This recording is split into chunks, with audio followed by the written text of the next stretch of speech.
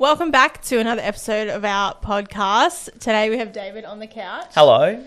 We are going to be taking a bit of a different approach today and actually talking more about marketing. Great. Love it. David is a marketer first and an SEO geek second. That's true. I've said that since the start, all the way back in 2007 when I cut my teeth on direct response marketing. Yeah, so we're going to go back almost 30 years. Wow.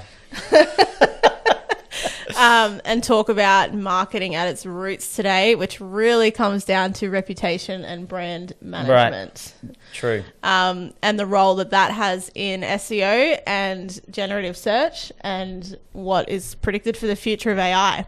Great. Great. Okay, so first let's talk about the role of branding in SEO, particularly in an AI-driven world. Great. Yeah, look, brand has become more and more and more important as Google's algorithm has evolved. Back in the day, you used to be able to rank literally any site. It doesn't matter what their reputation was. It doesn't matter. And this is where a lot of the smaller players were outranking big sites. Like here in Australia especially, where it was very easy to outrank Kmart, Bunnings, and all those big sites, like big companies with little unknown sites. That's dramatically shifted. And Google does put a lot of weight on brand. You can still rank sites without having a strong brand, but what we've found, and this is really the crux of it and why it's so important, what we've found is when a site gets a lot of brand traffic, when it gets a lot of brand search, rankings just happen so much faster. Mm-hmm. That's really the crux of it, and that's where brand comes into SEO. It helps Google understand who you are, that you're a real business, and it just unlocks those rankings so much faster. Mm-hmm. Great. Okay, how do you define reputation management in today's digital landscape, and how has it evolved from traditional PR? Yeah, look, reputation management way back when we started kind of SEO and SEO became a thing was more so about protecting your reputation from people writing reviews and like where you'd rank for like brand name scam or brand name horror story and things like that. Or when you put up when you type your brand name into the search, then those results would come up instead of your business. So that's where reputation kind of management started in SEO. So we would look at, okay, how can we build your reputation? Let's get all your socials, let's get all your social profiles claimed. Let's get them authoritative, filled out so they start ranking for your brand. Let's start building other articles that actually become stronger, and we do a lot of backlink building to all those articles. So that's what your reputation management was in a traditional sense. Mm-hmm. I think now, these days, it's evolved a lot because you have to have a good reputation across the internet. It's not just, that's probably, I think, one part of it still, but the other part is your local arm. So on your Google Places page, your Google Business Profile, have you got a good reputation on there? Have you got star ratings on there? Have you got a reputation on Google? On YouTube. So Google looks at all these other platforms. Do you exist on these other branded platforms like Facebook, Instagram, Twitter? That's all building your brand and your reputation. And then the cream on the top is, are you in the news? Is your brand getting mentioned? Not just backlinks, not just profiles, but are you getting brand mentions across all these other authoritative sites? And that's really the holistic picture that Google these days looks at based on our testing. Obviously, I didn't write the algorithm, but we do a lot of testing. We work on a lot of sites, and that's what we're seeing across the board. Mm-hmm. Would you say reputation management is just as important for local small businesses as it is for big firms? 100%. And I'll put it to you this way, and I think we said this in a past podcast before, but let's say you've got two equal sites, so your site and then another site, and the other site's actually ranking above you. They've got no reviews on their star rating, but you've got 200-300 reviews on your star rating. Who are you going to click on? Mm-hmm. If you're looking locally? So you're looking for a barber, a restaurant. You're looking for buying a retail, something retail locally because you don't want to do it online. You want to actually go in and check it out, some clothing or something. You're going to use the one with a better reputation. That's just normal. That's human buying behavior. Yeah. So that's how it plays a part in that, I believe. Yeah, great. So on the flip side, what are the consequences of poor reputation for SEO? Right. Look, I haven't seen on a local level, I haven't seen people with a bad reputation, so with low star rankings, rank worse. So there is no filter like that I know of. I haven't seen that in the algorithm at all. I guess you could look at reputation as in not having enough backlinks. So not enough people are talking to you, mentioning you on their content, and therefore earning you a backlink. That would definitely affect your SEO negatively, or not negatively, but it's you're missing out on ranking power because backlinks are such a big ranking factor still in 2025 and beyond, I believe. Yep. So there, I think it's more so the click-through rate will be affected, and that could potentially negatively affect your SEO. And yeah, if people aren't clicking on you, then Google sees, okay, people aren't engaging with this site. They're not going to give you the boost like you would get with good engagement signals. If you inherited a campaign with negative content, negative reputation, would you focus more strongly on pushing down that negative content or putting up positive content to try and flush it out? Cool. So the way you push it down is have other content rank above it. So that's the strategy. That's the old school reputation management strategy. For me personally, we look at clients before we take them on. I look at their reputation as why did you end up here? Because Google's not going to reward scammers. They're not going to reward a company that actually isn't going to help their users. So they really care about that, and that's why they want to provide the best results. So the algorithm's kind of built around that as well. But what would I do is I would look at, okay, what causes reputation a problem? Can we fix that first? So this has got nothing to do with SEO. This is just good business practice. So it's like, okay, well, let's have a look at what causes to have this bad reputation. Why are disgruntled customers around? Let's try and deal with that issue first. That alone, more than likely, will probably give you a good boost online, because more people will start talking to you, because it's like this company's trying to turn things around. It may even land you on the news. That's going to give you a pretty good SEO push, having people talking about you, getting your brand back out there. I don't think it's necessarily content that lands you in like bad reputation waters. It's more so what people are saying about you. So you got to come and deal with that head on. I would definitely.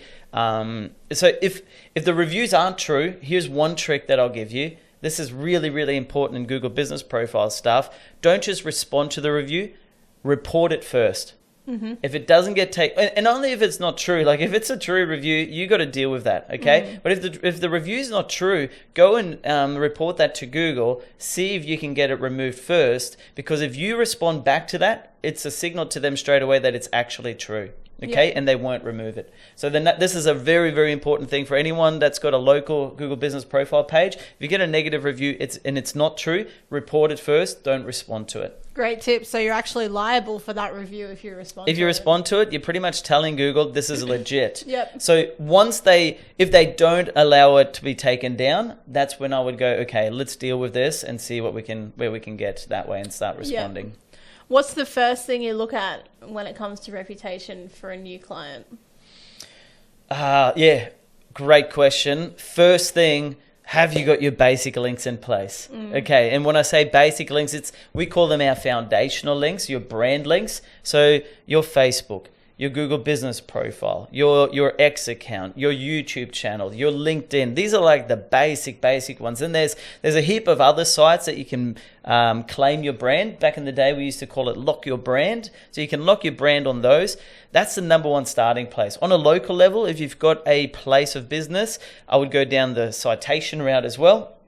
So all of your hot frogs, your true locals, your yellow pages, all of those kind of websites, we call them citation sites. Lock your brand on those as well. Make sure it's all consistent. And then you want to look at the aggregator sites and the industry specific sites for your business. Okay, so obviously if you're a lawyer, don't put your website on a tennis playing kind of industry site. Okay, so don't put it on a sports site. But there's plenty of lawyer sites specific to lawyers. Get your site listed on those as well. So you want to stay within niche there as well. But that's really the foundational links that we build for any kind of brand building exercise when it comes to reputation. Yeah, great.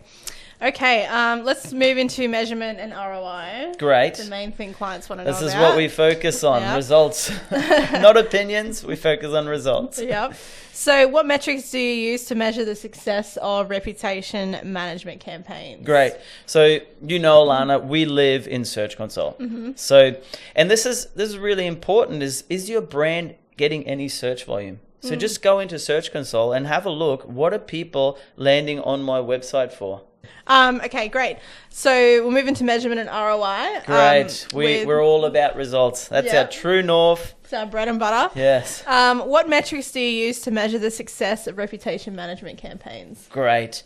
And this, it's an important kind of, for me, it's an important ranking signal that the website actually gets branded traffic. Again, I said that earlier on, sites that get branded traffic just tend to rank faster. It's easier to rank their pages because they've got a good reputation. Google knows people are looking for them elsewhere. So if you've got other kind of stuff going on. So the number one way we look at that is we just go into Search Console. So we live in Search Console daily because that's all the gold is in there. If you're not using Search Console for your campaign, you got to use Search Console. That's where the data's at. So we go in there and we just look at how many people have actually reached the website using the brand name or a variation of the brand name, and how has that increased over time. Great. Okay. Is there a way that you can manage the ROI of reputation management campaigns beyond just rankings? Cool.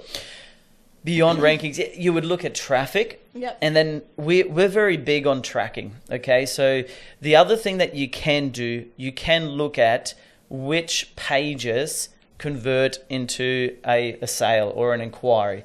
And if a lot of your brand traffic, so this is where you use the data from Search Console and analytics.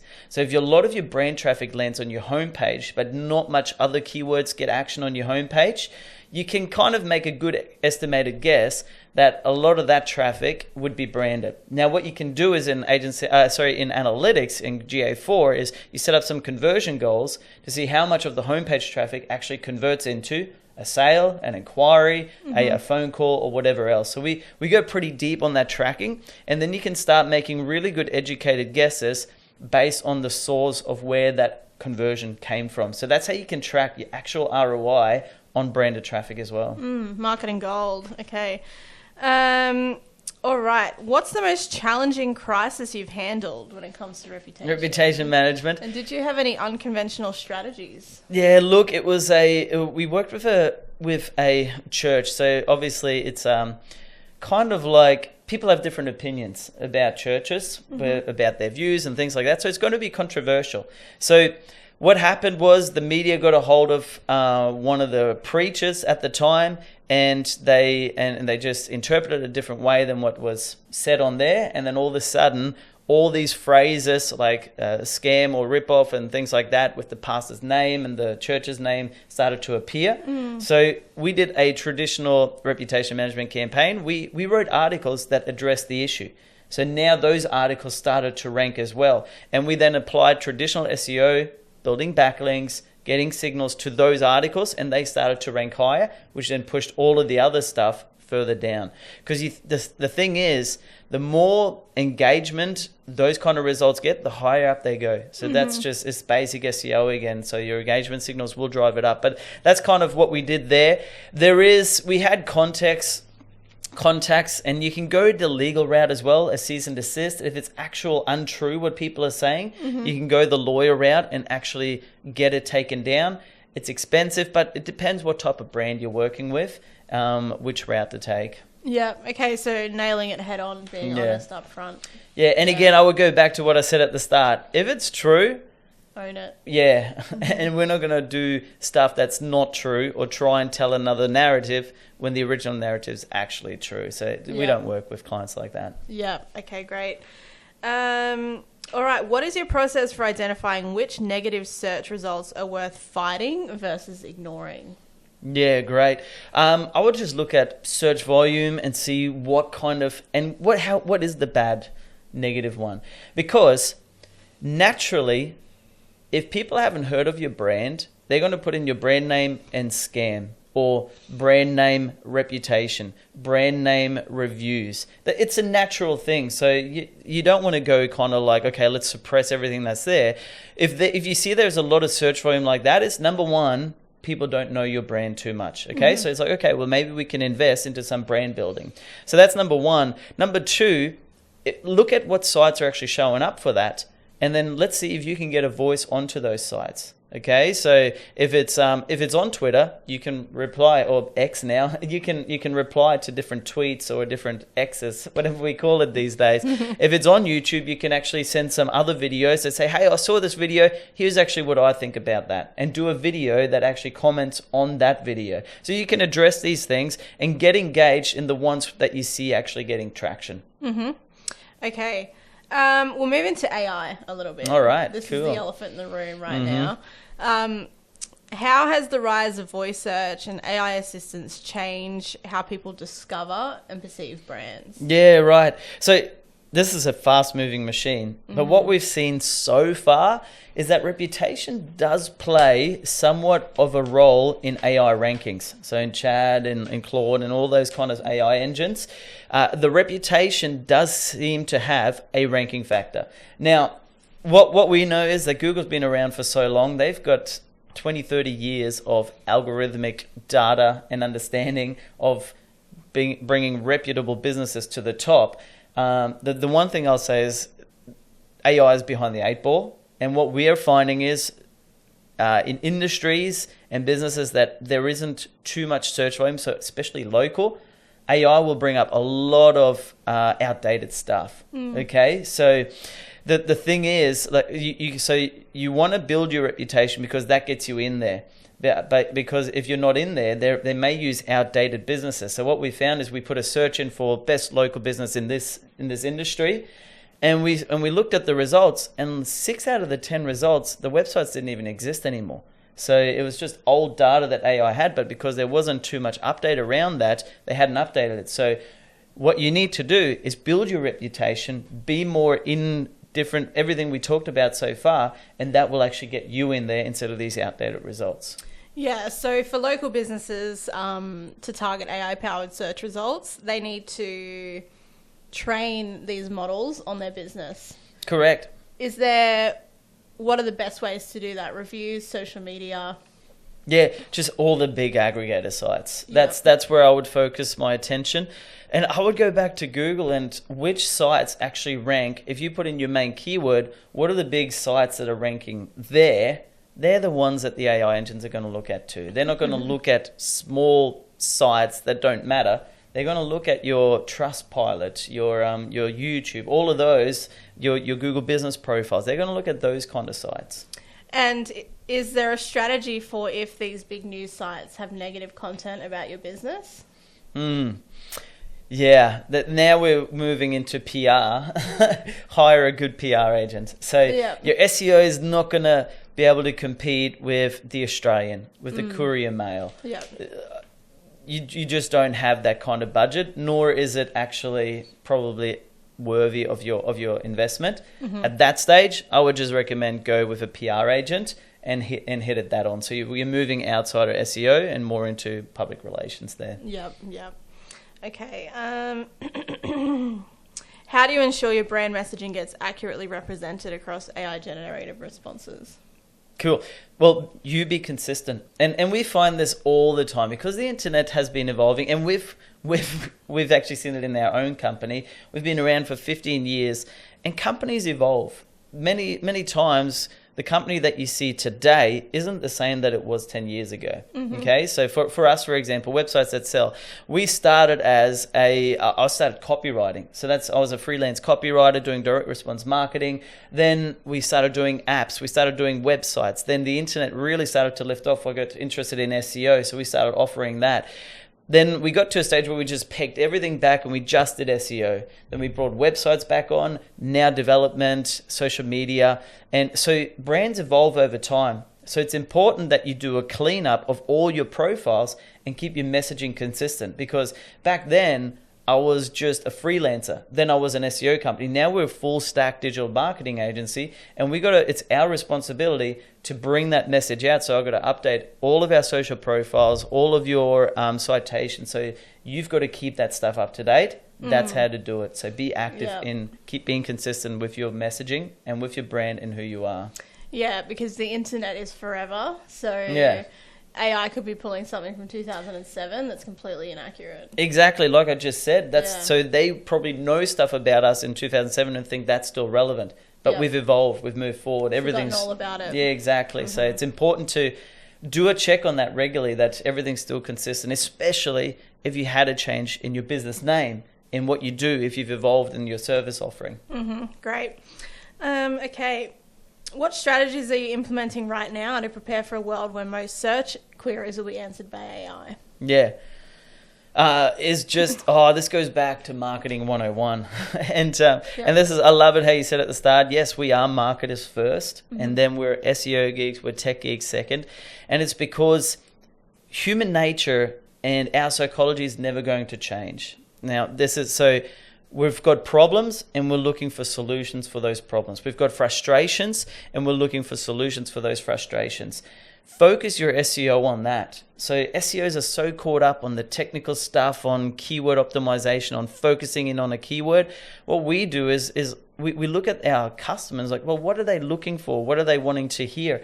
And we just continue to focus on answering those questions, providing helpful content that's going to help them along in the customer journey. And I would stick with that approach because I've seen that work before the internet was really a thing. When we did offline marketing, that's what we did there.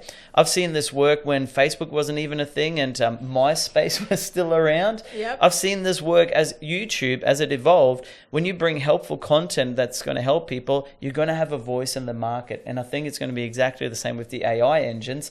If you are an authority, if you bring helpful content, if you answer the questions that your customers have and you help them along, you're going to have a voice in the AI space as well and in the future. Yep. And this ties into everything that the SERPs are showing now, like featured snippets, AI overviews. Does it all come back to consistency? Is there consistency across reviews, social media, industry forums? Right. Is that the true north, is consistency? Yeah, you want to be consistent in your message. The results are all over the place at the moment. And that's just, this is brand new. Like, it's not like this technology has been around for hundreds of years. It's the wild, wild west. And that's what Google's always been. Like 10, 15, 20 years ago, Google was the wild, wild west. And even with there was the Penguin update, then the Panda update, then this update. Now they've kind of settled on just, okay, we've got core updates and we're just fine-tuning and refining what we're doing. So I think, no, it's all over the place still. You just got to roll with the punches. And one thing will work today, it won't work tomorrow. That's how SEO's always been. Yep. And then that thing that doesn't work will come back. So I think it's the same. That's just the evolution of technology as they're testing stuff, as they're looking at user behaviors and things like that. So if you just focus, again, I'm coming back to this, but if you just focus on what matters to your customer, you're going to be all right. Yeah. Have you found a way, speaking of algorithms, to leverage algorithm updates to improve reputation? Not so much. It's just probably watching it over the last 5 to 10 years, how much reputation has played a part and brand in ranking signals where, again, like I said, we're brand new sites that don't have any reputation, that Google doesn't know as an entity. It just takes a lot longer to rank them. Whereas when we take over sites, they've never done any SEO, but they've got TV advertising, they've got radio advertising, they've got lots of offline advertising. They're in the news. You just optimize the title tag and some of the content, and bang, they start to rank. It's as powerful as that. Yeah, great. Okie doke. Generating fake content at scale with AI. What role will human verification and authentic reviews play? We're starting to see capture in inquiry forms and more human verification coming in. Yeah. What role does this play against AI and with SEO? Yeah, great question. Let's talk about it on an SEO level. So there's always going to be things that the industry games and bastardize. Okay, AI content is exactly that. I've seen sites pop up with hundreds of thousands of pages of just rubbish content. Okay, now I've seen some of those pages rank really well, and the way that it's been done, and I've seen this for projects that we've done as well, is those pages have backlinks. And people don't believe me. They think backlinks are dead. Backlinks are the backbone of Google's algorithm. It's the biggest thing that they look at, they have looked at, and they will, in my opinion, will continue to look at. I've seen really crappy content with good backlinks outrank really good content that has no backlinks. So on an SEO level, in this AI space where content now has become really cheap, and you can rank whatever. Create as much as you want at will. Backlinks are more important than ever before, in my opinion. So having good quality backlinks pointing at your content is the way that you stand out in the sea of sameness with all the AI content that's out there at the moment. Okay. What emerging platforms or review sites should businesses be monitoring that most might not be aware of yet? Yeah. Again, I can't give you a list because it's so industry specific, but that makes it actually really easy for you to look at which sites matter. And this is really important for local SEO. And I said this earlier on, but just type in your main couple of phrases, 2-3 keywords. So for example, if you're a lawyer in Brisbane, type in lawyers Brisbane and see what shows up on the first page. If Google's ranking a lawyer directory on the first page, they know that their users get value from their site. It makes sense for you to have a reputation and a presence on that site. So spend some time and investment to be on that site. If the site isn't on the first page or even on the second page, I probably wouldn't spend that much time on there. Maybe get your listing on there, whatever, but don't try and spend hours and hours and a lot of investment on those sites. So if it's on the first page, if it's relevant to your keyword, to your industry, and Google says so, I always say to all of our clients, like, well, what's the first page there? Let's just let Google tell us what they care about. Yeah. And they may care about this site for this industry, but for the next industry, they don't care about that site. Yeah, people can get so wrapped up with tools that they actually forget about the SERPs. Yeah, talk to your customers and look at Google. Yeah. Great. Yeah, throw in Search Console in there and you actually 90% above the majority of SEOs that I know. Yeah, that answers my next question, because we're going to talk about beyond standard tools that give you an edge, and I think the SERPs and your customers. 100%. Talk to your people. Talk to the people that you're actually selling to, that you're helping out. Get in touch with them. We love doing that, talking to our customers and figuring out, why did you choose us? What did you write in? What else did you write in? What else were you looking at as an alternative? There's your whole content strategy. Then, if you want to rank on the first page, have a look at what Google's rewarding at the moment. No need to go to Surfer, to Pop, Pop optimization. It's all these different tools, to Ahrefs, or this about how much keywords should be on there, what should my density be. If the keyword's in the title tag on the first 10 results, put the keyword in the title tag. If the first 10 results, here we go, this is advanced, but if the consensus of the content is this and yours is totally opposite, but you're not on the first page, you're not going to rank. You got to get the same consensus as everyone first. Then once you're up there and Google sees you as an authority, you can become a thought leader and then say different things. But if you want to rank, you got to be in the same consensus in terms of your content. Yeah. Okay. So we look at the first page of Google all the time. Yeah. Would you say that's how you're balancing traditional SEO with generative search? Yeah, that as well. And yeah, we just look at, well, how does Google interpret this keyword? So generative search is all about the intent of the keyword. You'll see right now, and this may change in future, but right now, there is some search results where there's no AI overviews. But then others, because of the intent's more informational, they want different views, so different sites. So Google combines it in the AI result, then they serve that up. But if you're looking for a plumber in this city, I haven't seen too many AI results for that. It's the maps listing and then the traditional 10 listings. Because that's the intent. They're not looking for reviews. You put plumber review and city in there, and all of a sudden you'll have an AI kind of thing of reviews of all the different sites. Yep. So your Google business profile is still a very, very important factor, probably more than ever. I think it's in the age of AI. Not only have I seen Google give local businesses more prominence in the search results, I think it's a product that their users interact with a lot. So therefore, it's going to stay and be prominent no matter what's happening in terms of search behavior. Great. Okay, last two questions. How do you educate clients on the timeline difference between crisis response and long-term reputation improvements? Yeah, look, again, like I said, crisis response probably is outside of the scope of SEO because if it's a crisis, you can't, SEO moves slow. You can't turn the needle overnight, but you can jump on a news station overnight. You can do a press release overnight and things like that. Okay, so crisis response probably is more to public relations versus a long-term approach. 100%, your SEO's got to be behind that. And that is all about building reviews, building case studies, and all of that stuff will help your SEO because you're actually proving that you're an authority in the market, that you provide value, that you have a good business. And here's proof of that. Your reputation, your reputation and your brand that people are talking about you is proof of that, which is why I believe it's such a big thing in terms of ranking your site. Yeah. Do you think it's an important PSA to get out there that if an SEO is saying they're going to handle your crisis management, probably they're not going to be able to? Yeah, unless they've got a PR arm, unless they've got people like that working in their agency. Yeah, I wouldn't try and battle that with SEO. Yeah, it's more of a two-prong approach. Yeah, correct. Okay, what is the biggest misconception business owners have about online reputation management costs?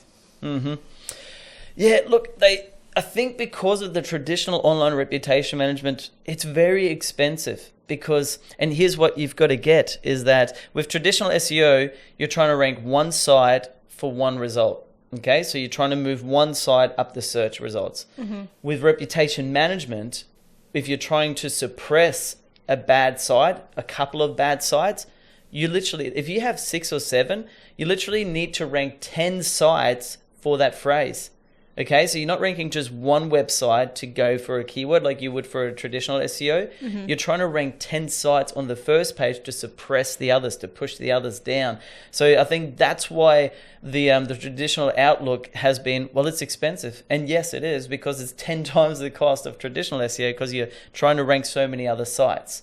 Versus reputation management, as we said at the start, has evolved so much that it's like you don't have to do that, but you do need to build out all your profiles. You do need to have the basics in place. So it's just part of good SEO these days, and that's how we should be looking at it. Yeah. Do you have a definition of crisis response versus reputation management? Would you say reputation management is more... you don't, not really at this point. So either you don't exist and you need to, or you do exist and it's not in a positive light, or the light that you want. Crisis management might be you're on the ABC being blasted on one of their articles. Yeah. You'll probably see your SEO results go up. Yeah. More through. Like I said earlier on, because your reviews, I haven't really seen negative reviews drag a Google business profile down. So I don't think negative reviews actually impact your rankings. What impacts your rankings is your reputation, whether that is good or bad. So your rankings are probably going to increase if you have all of a sudden all this bad press out there for you. Have Google got a filter in there about? I don't think so. I haven't seen that. I haven't seen sites rank when there's been a crisis. I've only seen sites shoot up.